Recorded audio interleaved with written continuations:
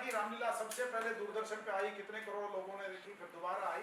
आप उसके मुख्य किरदार निभाते हैं भगवान शिव का, और साक्षात मैंने उनको लाइव पहली बार देखा था, तब परिचय नहीं था। आप पीतमपुरा में रहते हैं, कथा कहते हैं, और बहुत सरल व्यक्तित्व के और परम ज्ञानी हैं, सरल हैं। भाई साहब को सुने, समय का सभी ध्यान रखें, 2 से 3 मिनट का अपनी बात रखें, इतनी सी आप। जय श्री राम। जैसा कि हमारे बड़े भाई संदीप जी ने बताया कि मैं श्री अयोध्या धाम से हूँ और यहाँ पीतमपुरा में निवास स्थान है मेरा। भगवान की कृपा से कथावाचक हूँ और भगवान शिव जी का पात्र मैंने अयोध्या की रामलीला में पिछले 4-5 सालों से कर रहा हूँ और अयोध्या की रामलीला का डायरेक्शन भी कर रहा हूँ। ये सब प्रभु श्री राम जी की कृपा है। मैं कहना चाहूँगा, जा पर कृपा राम के होई, ता पर कृपा करे सब कोई।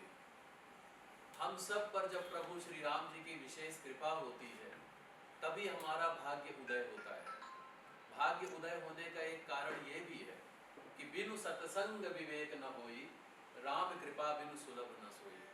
जब तक संतों का संग नहीं प्राप्त होता है, जब तक अच्छों का संग नहीं प्राप्त होता है, तब तक जो है सत्संग की प्राप्ति नहीं होती। तो ये मेरा सौभाग्य रहा है। पिछले जन्म में शायद कोई ऐसा कर्म किया होगा, प्रभु श्री राम जी ने अवध में जन्म दिया, अपने रामायण में कई पात्र निभाने का अवसर प्रदान किया और इसके साथ साथ भगवत भक्ति भी प्रदान की है। तो मैं कहना चाहूँगा, हम सब लोग कहते हैं श्री राम जय जय राम, राम राम राम, पूरा विश्व राम नाम के घोष से गुंजायमान हो रहा है। राम सकल नामन ते अधिका, हो नाथ अग खग गण बधिका, उमा दारु जोसित की नाई, सबही नचावत राम गोसाई। तो कहने का अर्थ ये है, श्री राम नाम का उच्चारण, श्री राम नाम का जय घोष आज पूरे विश्व में फैल रहा है। उसका कारण ये भी है कि हमारे भारत के माननीय प्रधानमंत्री श्री नरेंद्र मोदी जी के कर कमलों के द्वारा जब प्रभु श्री राम जी का भूमि पूजन का कार्य संपन्न हुआ और उसके बाद जब मंदिर का निर्माण हो गया, मंदिर बन गया, जिस मंदिर की कल्पना हम 500 वर्षों से कर रहे थे, वो मंदिर हमने अपने आंखों से साक्षात बनते हुए देखा। इसका कारण ये था कि हम सभी सनातन धर्मी, हम सभी संत महात्मा साधुगण, हम सभी ने एकत्रित होकर के भगवान श्री राम जी के कार्य में अपने आप को झोंक दिया। तो मैं वही कहना चाहता हूँ कि हमें भी हमारे भाई श्री लोक संदीप जी के द्वारा लोक मानस कल्याण ट्रस्ट का जो गठन किया गया है, तो इसके द्वारा हम सभी प्रभु श्री राम जी के कार्य को जन जन तक पहुँचाएं, यही मैं चाहूँगा। और दूसरा मैं ये चाहूँगा, श्री राम नाम का नाम लेने के साथ साथ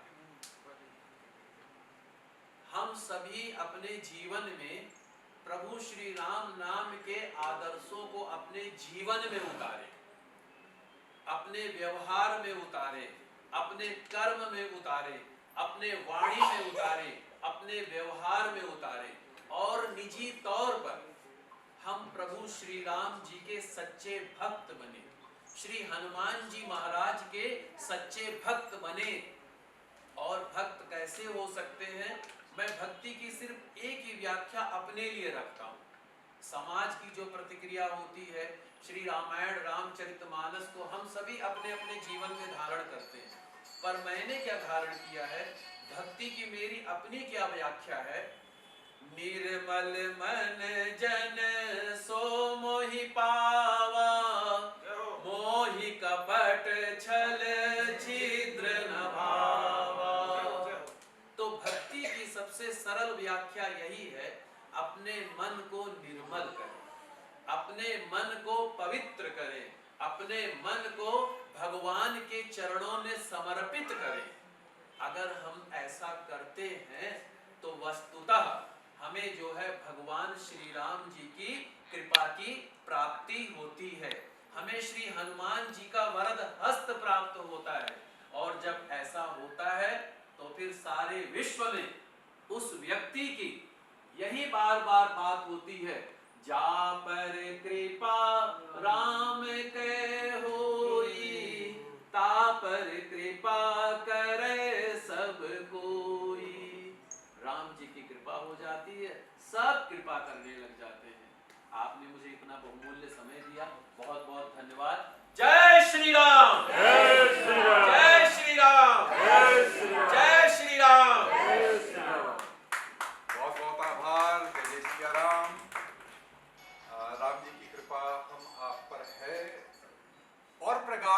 लिए मैं कामना करता हूँ आज की संध्या हम सबों के मन मंदिर में सुरक्षित रहे और हम जो आज की मूर्ति ले जा रहे हैं, राम की छवि ले जा रहे हैं, उस पर चिंतन करें और कम से कम जो बातें निभ सकती हैं वो तो निभाने का प्रयास अवश्य करें। अब मैं आमंत्रित करना चाहूँगा कंझावाला गांव के विभिन्न सामाजिक कार्यों से जुड़े हुए और इस क्षेत्र के जाने माने परिचित हैं, बाबा रामदेव से जो व्यक्ति परिचित हैं उनके लिए पूरे एनसीआर क्षेत्र में परिचित नाम भाई नरेंद्र डबास जी से कि आप आए, हमें संबोधित करें। आप विभिन्न सामाजिक कार्यों में लगे हुए हैं, पतंजलि संस्थान के माध्यम से, आप उसके अलावा भी और भी योग के माध्यम से श्याम जी मंदिर और कंझावला डुमले उसके भी अध्यक्ष हैं।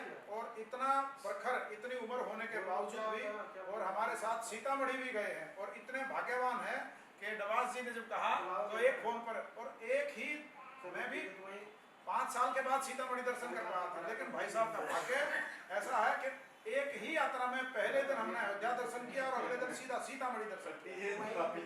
ऐसे भगवान है, तो आपका आशीर्वाद मिल रहा है। आप मेरा घर में तो एक छोटा व्यक्ति हूँ, आप लोगों से मिलते हैं, कहीं भी आपके साथ चल पड़ते हो क्या?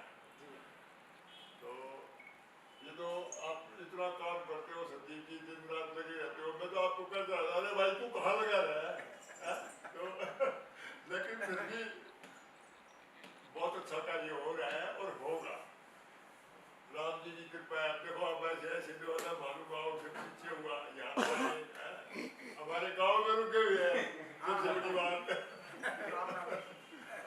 तो इनका और सत्संग करवाएंगे और आनंद देंगे। वो सब तो यही कहते हैं भाई आप आगे बढ़ो और इस उद्देश्य में कामयाब हो और कुछ इस राष्ट्र का, अपने देश का, इस भारतवर्ष का भला हो, ये पूरे विश्व में जो हमारी संस्कृति है उसका प्रचार प्रसार हो, सबसे बड़ी बात है।